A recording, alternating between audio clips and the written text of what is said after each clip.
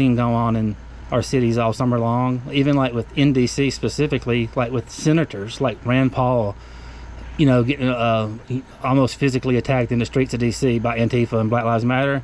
So me personally, that was the only violence we thought we'd see in a million years. And I kind of figured, well, these guys are maybe carrying it. I mean, I wouldn't dress up like that, but maybe they're worried about Antifa or something. You know, that's kind of how I looked at it.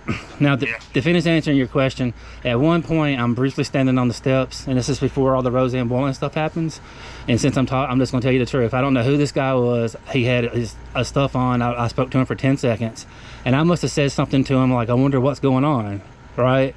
And this one guy did say something to the effect of, you know, like whenever the people push on this side over here, I don't really know what he meant by that, that's whenever we push on this side over here. Now, I'm saying probably that this guy could have been anybody. I know there were up to 500 federal agents there that day. So he could have been any one of them. He could be dressed up like anybody. I don't know who he was or who he worked for. It's just an individual who told me that. And since I'm talking to the FBI, I'm going to tell the whole truth. Sure.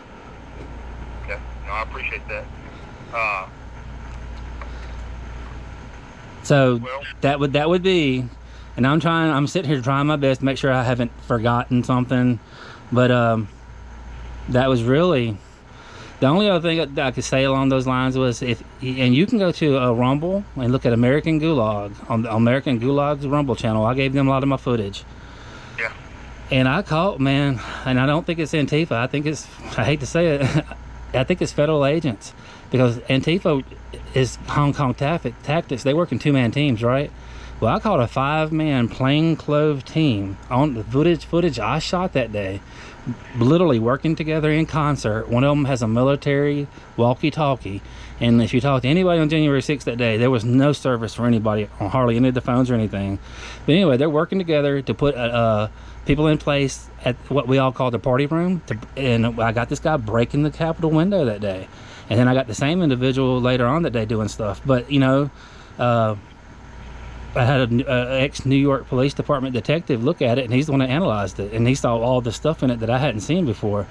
So I think those were either Antifa, Black Lives Matter, maybe some rogue agents in the government, or whatever. I mean, depends on, you know, which rabbit hole you want to go down. I really can't. All I know is these people were highly trained working together, and I have the video footage of this. Right. Highly trained. Okay. That would be the words of the ex-New York Police Department detective. Okay. Yeah. Did you meet that guy up there, or did he call you? What it was, do you know who the people from American Gulag are? But do you know who? Okay, so do you know what the Gateway Pundit is? The news. No, tell me about Okay, Gateway Pundit is it's online news. It's a news site. It's like one of the most popular conservative news sites in the country. You can pop it up. It's like 900 million hits last year. So anyway, they cover these stories, and they made it a point to do a project called the American Gulag Project, in which they were trying to help a lot of the people who were arrested on January 6th. And they helped with like getting information out about their their charges, their lawyers. They help them with gifts and goes, fundraisers, and things like that. So I did a story about Jake Lang, the guy I told you who saved my life earlier, when I realized that's what it was. So I did a little story on my own little private website that I do. It's called the WashingtonCountyAuditor.com, and I sent it to those people at American Gulag, and they called me back the same morning, and that's how I kind of met Jake Lang's family and all that. Oh, okay. Yeah. Did you get injured up there, or are you okay? Honestly, I did not get hurt there that I know of. Other than I do have, I'm gonna be honest with you, man, I have all kind of PTSD.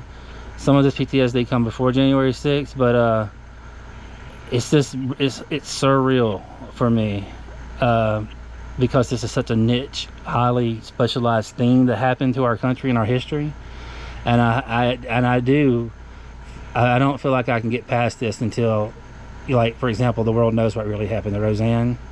And honestly, some of those guys are in jail for, I'm not trying to overstate this, saved my life. Maybe not specifically. They didn't know. They just knew that there was people there. And I feel like, those guys are sitting in jail for trying to save my life, and I got to do what I can to just get the truth out and let it be fair, I guess. Because because I know not everybody there I'm gonna vouch for everything that happened there that day, you know. But you know, the truth is starting to come out, and I think people are starting to see. And but I can't work. I had before all this stuff happened on January 6th. I had extreme depression, extreme PTSD, and I had some back injuries from some other stuff that happened before all that. So that's why I don't work. But I kind of feel like it's all going to. I kind of feel like this is what God has me doing right now. That's right. That's right. Well, look, it's very detailed, and I appreciate your time. What I'm going to do is, like I told you a minute ago, I'm going to write this up and send it up to them, and again, I might call you back. That's fine. I'm here 24 hours a day, man. Okay, well, we'll call you between 8 and 5. Well, I'm just saying, I'm up. I'm watching video, analyzing stuff late into the night. So yeah, if you need to, whenever. Okay. Hey, I appreciate your time, Mr. Tatum, and maybe we'll be back in touch soon. All right? Okay, sounds good. Appreciate you. Thank you. Bye bye.